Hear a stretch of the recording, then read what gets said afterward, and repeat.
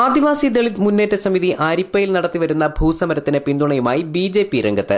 BJP സംസ്ഥാന vice president PM Velayudhan സമരഭൂമി സന്ദർശിച്ചു. സംസ്ഥാന സർക്കാരിന്റെ കീഴിലുള്ള കിലയുടെ സർവേ പ്രകാരം 3 ലക്ഷത്തിലേറെ ദളിതർ കേരളത്തിൽ ഭൂരഹിതരാണെന്ന് അദ്ദേഹം ചൂണ്ടിക്കാട്ടി.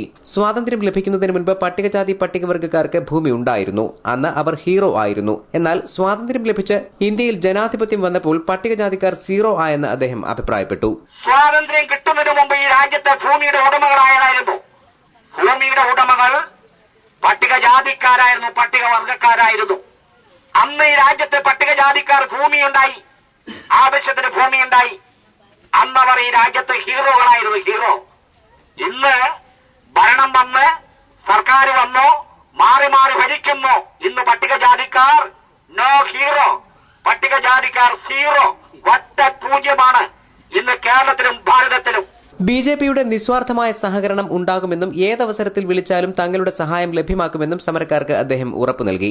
ഈ ദേശീയ പ്രസ്ഥാനം ഇവിടെ ഉണ്ട്. ഏത് സമയത്തും നിങ്ങൾ വിളിച്ചാൽ അയ്യോ എന്ന് നിങ്ങൾ പറഞ്ഞാൽ ആവോ എന്ന് പറഞ്ഞുകൊണ്ട് നിസ്വാർത്ഥമായ സേവനം, ഒന്നും ഇച്ഛിക്കാൻ വേണ്ടിയല്ല.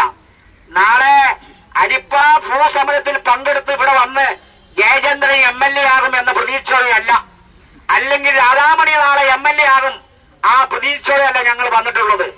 ഞങ്ങൾ വന്നിട്ടുള്ളത് നിസ്വാർത്ഥമായ പ്രവർത്തനത്തിനാണ്. ADMS സംസ്ഥാന president Sreeraman Koyyon, vice president Vellar Ashtapalan, Alanchery Jayachandran, B Radhamani, K Padmakumari, Eroor Sunil, Kesari Anil തുടങ്ങിയവർ PM വേലായുധനൊപ്പം ഉണ്ടായിരുന്നു. News bureau, Kadakkal.